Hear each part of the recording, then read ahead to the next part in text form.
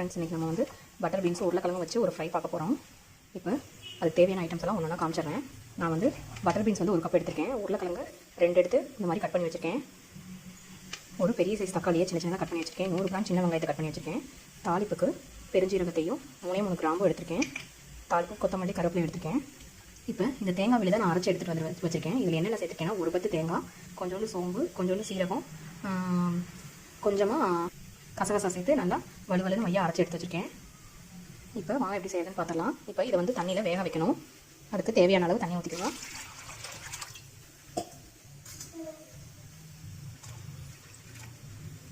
இது கூட நல்லா வேகிறதுக்கு கொஞ்சமாக கல்லுப்பு சேர்த்துக்கலாம். ஒரு 2 நுங்கு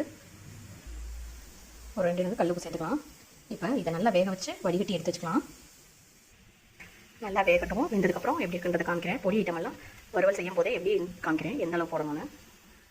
பார்த்தீங்கன்னா நல்லா வேக வச்சு எடுத்து அதை நல்லா சின்ன சின்னதாக கட் பண்ணி வச்சுருக்கேன். இப்போ வாங்க எப்படி செய்யலாம்னு பார்த்துடலாம். இப்போ ஒரு வடச்சட்டியில் நான் நல்லெண்ணெய் சேர்த்துருக்கேன். இதில் வந்து நம்ம எடுத்து வச்சுருக்க கிராம்பு சீரகத்தை சேர்த்துடலாம். சேர்த்துட்டு கூடவே வெங்காயம் சேர்த்துக்கலாம். வெங்காயத்தையும் கருவேப்பிலையும் சேர்த்துடலாம்.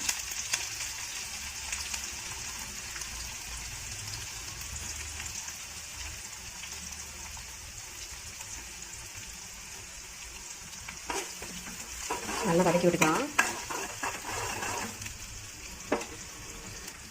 இப்போ இது கூடவே இஞ்சி பூண்டு பேஸ்ட் கொஞ்சம் சேர்த்துக்கலாம்.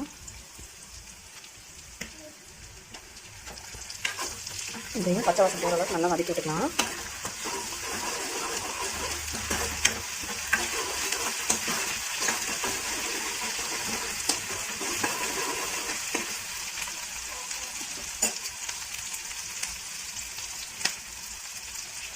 இப்போ தக்காளி சேர்த்துக்கலாம்.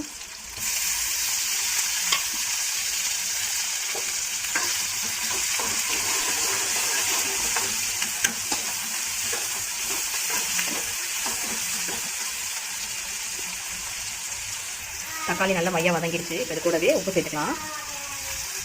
இப்போ மல்லித்தூள் 1 ஸ்பூன் சேர்த்துக்கலாம். மிளகாய்த்தூள் வந்து 1 ஸ்பூன் சேர்த்துக்கலாம். இதை நல்லா வதக்கி விட்டுக்கலாம்.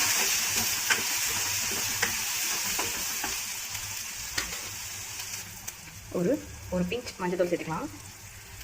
இப்போ இது கூடவே நம்ம அரைச்சி வச்ச தேங்காய் விழுதையும் சேர்த்துடலாம்.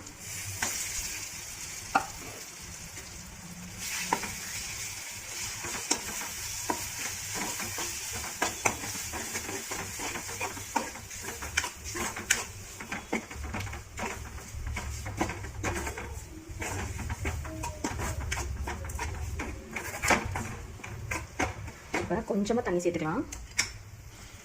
கொஞ்சமாக தண்ணி சேர்த்தாச்சு.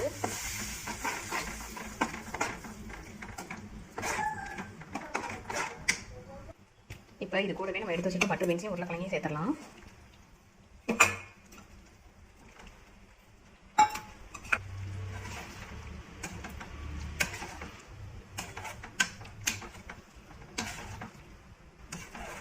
ரொம்ப கிண்டக்கூடாது, ஏன்னா உருளைக்கிழங்கு ரொம்ப குழஞ்சி போயிடும். இப்போ இதை ஒரு 5 மினிட்ஸ் லிட் போட்டு மூடி வச்சிடலாம். இப்போ 5 மினிட்ஸ் கழிச்சு எப்படி இருக்குன்னு பார்க்கலாம். இப்போ 5 மினிட்ஸ் ஆயிடுச்சு. எப்படி வந்துருக்குன்னு பார்த்துடலாம். பார்த்தீங்கன்னா உங்களுக்கே நல்லா தெரியும், எண்ணெயெல்லாம் பிரிஞ்சு நல்லா வந்துச்சு. இந்த ஸ்டேஜில் அடுப்பு ஆஃப் பண்ணிடலாம். அவ்வளோதான் ஃப்ரெண்ட்ஸ், இது வந்து ஈஸியான மெத்தடில் செஞ்சாச்சு. இது வந்து எல்லா டிஷ்க்குமே டேஸ்ட்டாக இருக்கும், காம்பினேஷனாக இருக்கும். கொத்தமல்லி தூவி இறக்கிடலாம். இப்போ நீங்களும் இதே மாதிரி வீட்டில் செஞ்சு பாருங்கள். வீட்டில் செஞ்சு பார்த்துட்டு எப்படி இருக்குன்னு சொல்லுங்கள். தேங்க்யூ.